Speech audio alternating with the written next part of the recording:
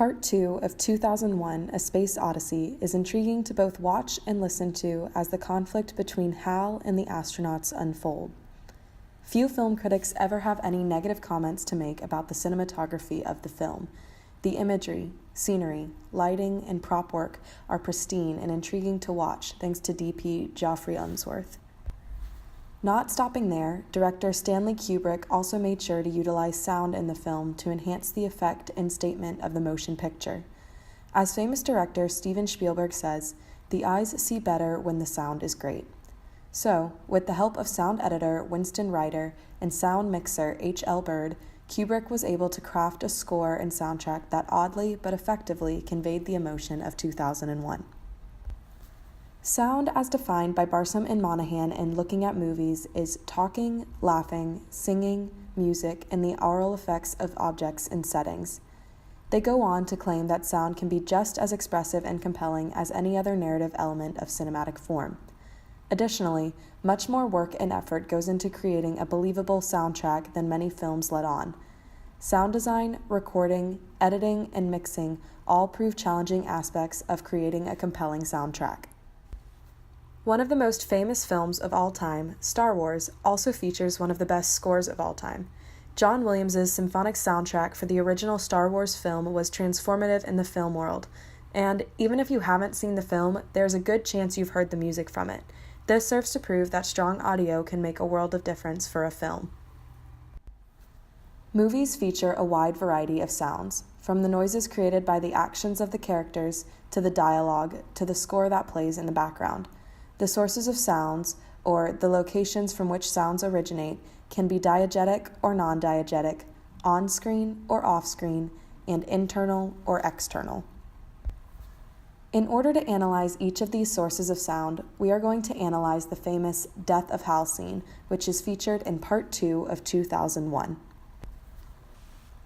This scene is unique, as it is quite simple in the context of sound mixing. Hal's voice and Dave's breathing, overlaid on the white noise of the room in which the scene takes place, are the only sounds the audience hears for almost 5 minutes, at which point Dave's voice is the last and final sound element introduced into the scene. All of the sounds in this scene are diegetic, meaning they come from a source within the film's world. This implies that both the audience and the characters are able to hear all of the sounds of the scene. Hal's voice switches between off-screen and on-screen throughout the scene, meaning sometimes we see his glowing red light, while other times we don't. However, the implication is that he is always in the room. We just might not have the camera on him at all times. Dave's one line in the entire scene is on-screen, meaning we see him as he says it. And lastly, all of the sounds of the scene are external, meaning they come from a place within the world of the story.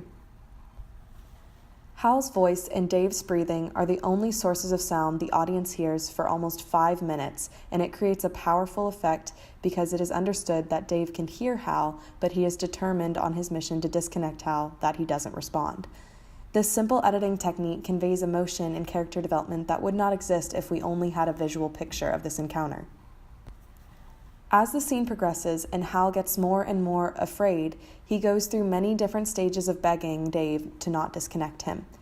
Hal tries apologizing, reasoning that he is feeling much better now, telling Dave that he needs to take time to relax and think things over, admitting he's afraid, begging Dave to stop disconnecting him, and telling Dave that he can feel it. Again, Hal, by this point in the scene, is the only one who has had any line of dialogue. As Dave continues disconnecting Hal, Hal's voice begins to change. The defining moment that Hal is losing his consciousness is approximately 4 minutes into the scene when Hal says, "Good afternoon, gentlemen. I am a HAL 9000 computer. I became operational at the HAL plant in Urbana, Illinois on the 12th of January 1992. My instructor was Mr. Langley, and he taught me to sing a song. If you'd like to hear it, I can sing it for you." During this line of dialogue, Hal's voice begins to lose its humanistic quality as it becomes deeper and deeper. Dave's response to Hal's question is, "Yes, I'd like to hear it, Hal. Sing it for me."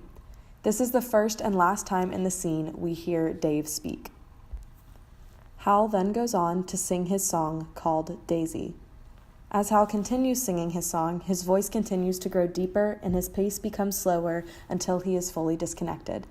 The sound of Hal's voice leaves a resonant and cryptic feel that lingers far past the end of the scene. Kubrick masterfully crafted the soundtrack of 2001 in order to create a compelling film. From part 1 all the way through the end of part 2, he utilized the power of silence just as well as the power of music and other sound effects. He recognized the power of simplicity and how lingering silence can create a climactic moment just as, if not more powerful than, intense building music.